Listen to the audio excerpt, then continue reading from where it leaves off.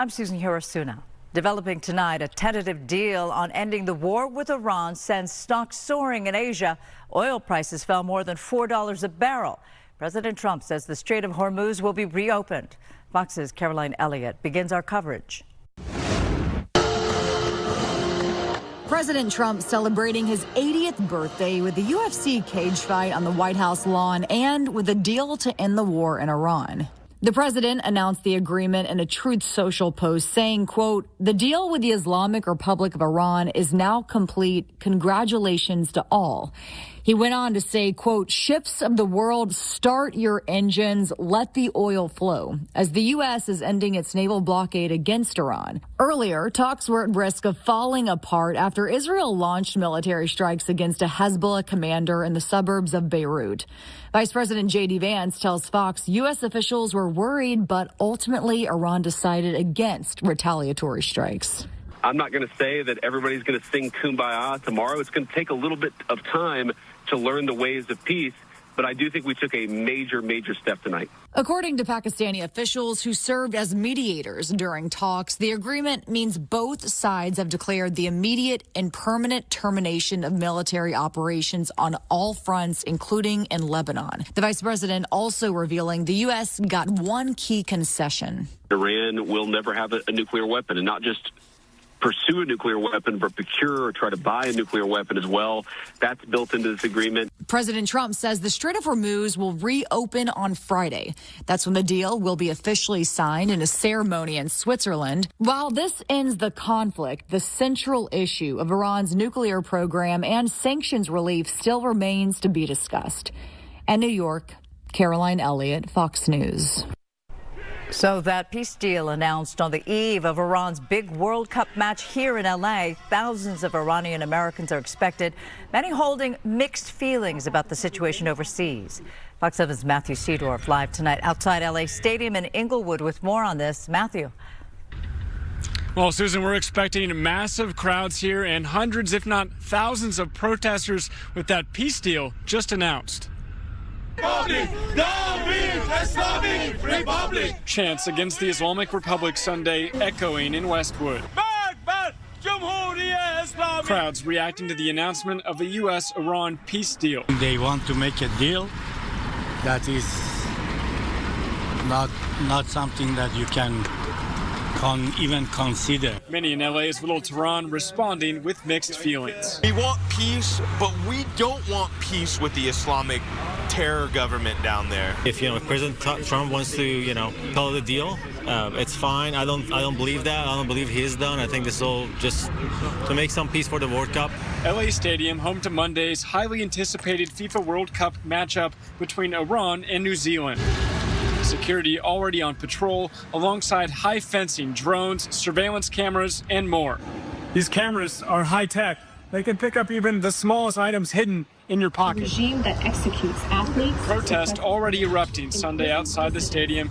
Crowds angry over FIFA's decision to ban Iran's pre-1979 lion and sun flag, considering it a political symbol of opposition to the current regime. If we can't bring in the flag of Iran, which is the lion and sun, we may just bring some other things that are not banned that will be directed towards FIFA, because FIFA, that's disgusting. With peace talks continuing overseas, are you going to be protesting tomorrow? I will be, and then I'm going to go to the game. Some Iranian fans with mixed feelings on who to root for. So as an Iranian, are you going to root for this team tomorrow?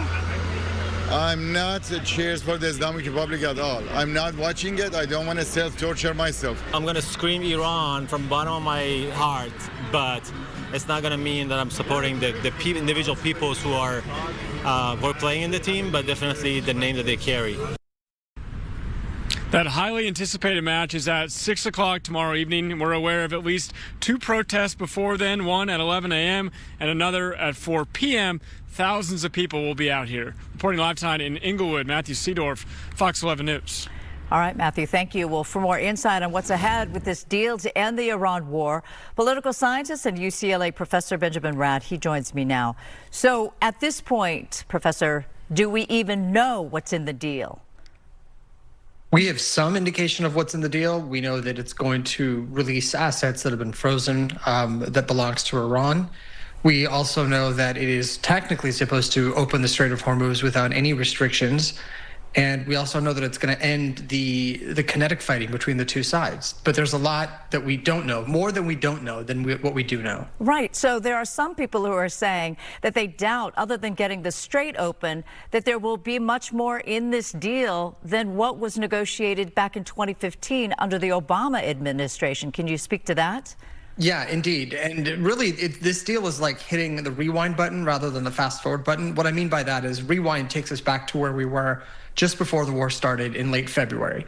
It takes us to a place where there's still tension, where the issues that President Trump put forward as a basis for going to war, which is Iran's nuclear program, its missile program, and its support for proxy groups, all of that remains outstanding. All it does, the deal, what it does as we know of it, is it takes us back to where we were in late February, not back to where we were under the 2015 Iran deal, the JCPOA, nor does it take us forward to a solution that is even better than that, which is what President Trump had vowed to do when tearing up that deal in 2018. Right. So just so that people understand what we got with that 2015 deal and what you hope or you doubt will come forth in this new deal, can you give us some details on how it benefited us?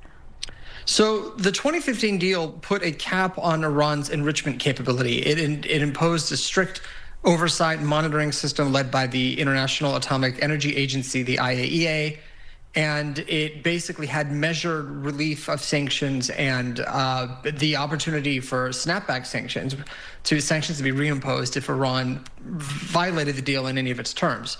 The goal here, President Trump wanted to take that further. His concern was that that deal had what was known as a sunset clause. It was going to end in 10 to 15 years. After that point, Iran was free to do what it wanted to do. And the concern was that it had already enriched enough uranium to make it a breakout, a threshold nuclear state, which was something that the United States and its allies, Israel in particular, found unacceptable. So the goal here of this operation was to basically eliminate that part of the threat. In theory, that was the idea, was to take back or to take down enough of Iran's nuclear capability so that it cannot reach those levels. This deal, this MOU, this Memorandum of Understanding, does not speak to exactly any of that nuclear development or that nuclear process whatsoever. This is something that's being sort of kicked further down the road and to be discussed within and resolved to some extent within the next 60 days. Okay, so 60 days, no fighting. But how much credence do you give that some are saying that this release of the assets could actually gum up the deal a bit because then they're getting some of the money? They might withhold their signatures. So if they withhold signatures, then they're risking themselves to basically having the United States re-enter the conflict. I mean, we saw last week President Trump did not hesitate to strike Iranian positions inside Iran, and he would be willing to do so again. This president is very sensitive to public appearance and the perception that the deal is lopsided or that the U.S. was in any way taken advantage of. So I think that that's something the president is sensitive to, and I can't see Iran finding a benefit from essentially taking the money and running, if you will. Yeah. I think what we might see is a situation where the Strait of Hormuz can't just be reopened at the press of a button.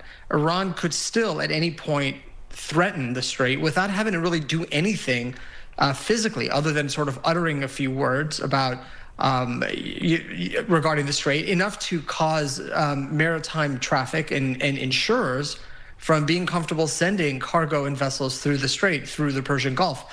All of this is still leverage Iran retains, and so far we don't yet know what the check on that is until we see the terms of this deal. Okay. One last question. J.D. Vance today said, quote, Iran will never have a nuclear agreement or a weapon. Lay out the possibility of that. He said never. So Iran doesn't need to have a nuclear weapon. What it needs to have, what it had, and what it arguably can still have, is a breakout, a threshold ability. That means enriching uranium just short of what you need for a nuclear weapon, so that if the time comes where Iran feels it needs to defend itself, and the only way it can do that is through a nuclear deterrence, it could quickly break out and create that deterrence within days, weeks, months. We don't know exactly the timeline. So the wording by the vice president is interesting because, yes, Iran will never be allowed to have a weapon. It doesn't have a weapon now, that it might not have one for the foreseeable future. But so long as it can enrich uranium to the very edge of what it is allowed to do under the Nuclear Non-Proliferation Treaty, the risk remains that Iran could, if it wants to violate that treaty, break out and create a nuclear weapon, and then it becomes North Korea, basically, untouchable. Professor Rad, so appreciate your information and your perspective. Thank you so much for joining us tonight. Thank you.